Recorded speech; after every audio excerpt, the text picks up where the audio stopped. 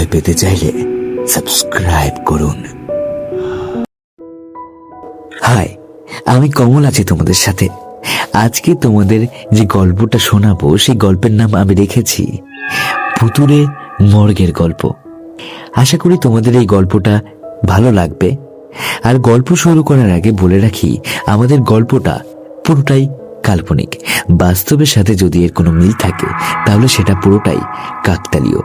চলে যাব সরাসরি আজকের গল্পে। রাত 12টার পর শহরের সরকারি মর্গটা এমন নিঃশব্দ হয় যে নিজের শ্বাসের শব্দেই বুক কেঁপে ওঠে। মর্গের দরজায় তালা ঝোলানো থাকলেও ভেতর থেকে মাঝে মাঝে ধাতব কিছুর আওয়াজ ভেসে আসে। লোকেরা বলে মৃতেরা এখানে কখনো ঘুমায় না, তারা শুধু অপেক্ষা করে। সেদিন নাইট ডিউটিতে ছিল সঞ্জয়, নতুন অ্যাটেন্ডেন্ট। সে এসব গল্পে বিশ্বাস করে না। সে দরজা খুলতেই ঠান্ডা বাতাস এমনভাবে গায়ে লাগলো যেন কেউ বরফের হাত দিয়ে তার বুক চেপে ধরেছে।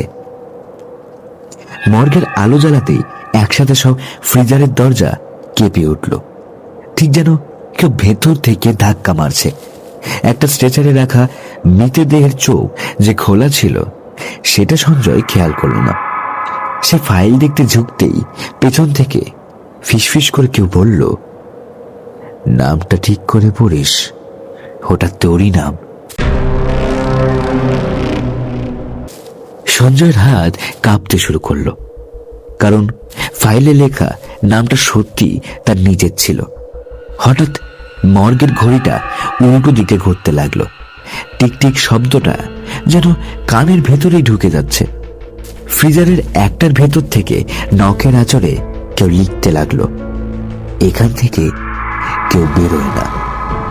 সঞ্জয় দৌড়াতে গিয়েও থমকে গেল, কারণ মেঝেতে পড়ে থাকা ছায়াগুলো তার সাথে দৌড়াচ্ছিল না, ছায়াগুলো উল্টো দিকে হাঁটছিল। হঠাৎ সব লাইট একসাথে নিভে গেল, আর অন্ধকারে ভেসে আসলো ভেজা চুলের গন্ধ। একটা ঠান্ডা হাত তার কাঁধে পড়তেই সে চিৎকার করতে চাইল, কিন্তু গলা দিয়ে কোনো শব্দ বেরোলো না। শুধু বরফের মতো ঠান্ডা নিঃশ্বাস পড়ছে। আর তার সামনে দাঁড়িয়েছিল সেই মৃতদেহটা। চোখ দুটো এখন সম্পূর্ণ খোলা, আর তার ঠোঁট নড়ছে। আমাকে ভুল জায়গায় কেটেছিস, মৃতদেহটা ফিসফিস করে বলল। এবার তোর পালা। সঞ্জয় বুঝতে পারলো মর্গে যারা আসে সবাই মৃত নয়, কেউ কেউ এখানে মরতে আসে। সকালে যখন স্টাফরা এলো তারা দেখলো নতুন একটা দেহ রাখা আছে। ফাইলে লেখা নাম সঞ্জয়, মৃত্যুর সময় রাত 12:17। কারণ অজানা ভয়। আর মর্গের ভেতর থেকে তখনও ভেসে আসছিল ধাতব কিছু ঘষার শব্দ, কারণ মর্গ আবার নতুন কাউকে ডাকার জন্য প্রস্তুত হচ্ছিল। সঞ্জয়ের দেহটা যখন নতুন স্ট্রেচারে তোলা হলো তখনও তার চোখ দুটো পুরোপুরি বন্ধ হয়নি। মর্গের নিয়ম অনুযায়ী বন্ধ করার কথা, কিন্তু কেউ সাহস পেল না তার দিকে তাকানোর, কারণ চোখ দুটো বন্ধ হলেও পাতার নিচে যেন কিছু একটা নড়ছিল, ঠিক যেন ভেতর থেকে কেউ তাকিয়ে আছে। রাত বাড়তেই মর্গের তাপমাত্রা অস্বাভাবিকভাবে নেমে গেল। ফ্রিজার ছাড়াও ঘরের ভেতরে জমে উঠল বরফ, মেঝে, দেয়াল, এমনকি বাতাসেও। হঠাৎ সিসিটিভি মনিটরে ধরা পড়ল ভয়ঙ্কর একটা দৃশ্য। সব মৃতদেহ একসাথে মাথা ঘোরালো ক্যামেরার দিকে। একটা ফ্রিজারের ভেতর থেকে ধাক্কা মারার শব্দ শুরু হলো। ধাক্কা নয়, ভেতর থেকে যেন কেউ দরজা খুলতে চাইছে। ডিউটিতে থাকা ডাক্তার নীলা কাঁপতে কাঁপতে এগিয়ে গেল। দরজার কাছে যেতেই ভেতর থেকে কণ্ঠ ভেসে আসলো, আবু, আমার ঠান্ডা লাগছে।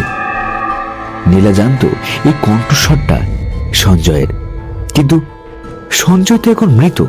হঠাৎ ফ্রিজারের দরজা নিজে থেকেই খুলে গেল। ভেতরে সঞ্জয়ের দেহ নেই, শুধু রক্তে লেখা আছে একটা লাইন, মর্গ আমাদের ঘর। এক এক করে সব স্ট্রেচার নড়তে শুরু করলো। কেউ বসে পড়ছে, কেউ হামাগুড়ি দিচ্ছে, কেউ আবার উল্টো দিকে হাঁটছে, মাথা তার ঘাড়ের পিছনে ঘোরানো। মর্গের দেয়াল থেকে ঝরতে লাগলো কালচে পানি। সেই পানির ভেতরে ভাসছিল চুল, নখ আর দাঁত। হঠাৎ নীলা অনুভব করলো তার পেছনে কেউ দাঁড়িয়ে আছে। আয়নার দিকে তাকিয়ে নীলা যা দেখলো তাতে তার হৃৎপিণ্ড থেমে যেতে চাইল। তার নিজের প্রতিচ্ছবি নেই, তার জায়গায় দাঁড়িয়ে আছে একটা মৃত মুখ, চোখ নেই, তার মুখে সেলাই করা। আয়নার পিছন থেকে একটা কণ্ঠস্বর ভেসে আসলো, এখন তুই আমাদের একজন। পরদিন সকালে মর্গ খুলে দেখা গেল আর একটা নতুন দেহ। নাম লেখা নেই, শুধু ফাইলে লাল কালিতে লেখা পরবর্তী ডিউটি কার। আর শহরে মানুষ এখনো জানে না মর্গটা আর মৃতদের রাখার জায়গা নয়, এটা এখন মৃত্যুর অপেক্ষা ঘর। সে রাতের পর থেকে মর্গে আর কেউ স্বেচ্ছায় ডিউটি দিতে চায়নি, কিন্তু সরকারি আদেশে শেষবারের মতো পাঠানো হলো আরো একজনকে, ইন্সপেক্টর অরুণ, যে ভয়কে এখনো বিশ্বাস করত না। মর্গে ঢুকেই সে টের পেল এই জায়গায় বাতাসটা খুব ভারী। কয়েক মিনিট ওখানে দাঁড়িয়ে থাকায় তার মনে হচ্ছিল তার নিঃশ্বাস যেন বন্ধ হয়ে আসছে। তারপর সে গেল ফাইলগুলো দেখতে। ফাইলগুলো উল্টাতে গিয়ে অরুণ দেখল প্রতিটা মৃত্যুর সময় একই, 12:17। ঠিক তখনই ঘড়িটা থেমে গেল, কাটা আটকে রইল 12:17। হঠাৎ সব ফ্রিজারের দরজা একসাথে খুলে গেল। ভেতর থেকে বেরিয়ে এলো সবাই, সঞ্জয়, লীলা আর অসংখ্য অচেনা মুখ। তাদের চোখে কোনো জীবন নেই, কিন্তু তাকানোর ভেতরে আছে একটা দাবি। সঞ্জয় এক পায়ে গিয়ে এসে বলল, একজন বেঁচে থাকলে মর্গ বাঁচে না। অরুণ বুঝে গেল এই অভিশাপ থামাতে গেলে মর্গের ভেতরে শেষ একটা মৃত্যু দরকার। সে বন্দুক তুলল, কিন্তু ট্রিগার টানার আগেই সব আলো নিভে গেল।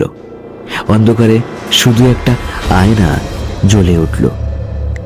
আয়নায় অরুণ নিজের মুখ দেখল না, তার জায়গায় ছিল একটা ঠান্ডা নীলচে দেহ, মুখ সেলাই করা। ফিসফিস করে চারদিক থেকে কণ্ঠ ভেসে আসলো, ডিউটি শেষ কর। রাত 12:17 মর্গের ভেতরে একটা মাত্র শব্দ হলো, একটা শরীর মেঝেতে পড়ার শব্দ। সকালে যখন দরজা ভাঙা হলো, মর্গটা সম্পূর্ণ খালি। কোনো দেহ নেই, কোনো ফ্রিজার নেই, কোনো রক্ত নেই, শুধু দেয়ালে খোদাই করা একটা লাইন, ওখানে যারা মরেছিল তারা মুক্ত। সেই জায়গায় এখন নতুন হাসপাতাল হয়েছে, কিন্তু রাত 12:17 লিফট নিজে থেকেই থেমে যায়। এখন কেউ কেউ বলে ঠান্ডা বাতাসে এখনো একজনের ফিসফিস শোনা যায়। হাই, আমি কমল ছিলাম এতক্ষণ তোমাদের সাথে। আর তোমাদের গল্পটা কেমন লাগলো প্লিজ কমেন্ট বক্সে কমেন্ট করে জানিও, আর একটা লাইক করে দিও, আর চ্যানেলটা সাবস্ক্রাইব করে আমাদের পাশে থেকো কাইন্ডলি।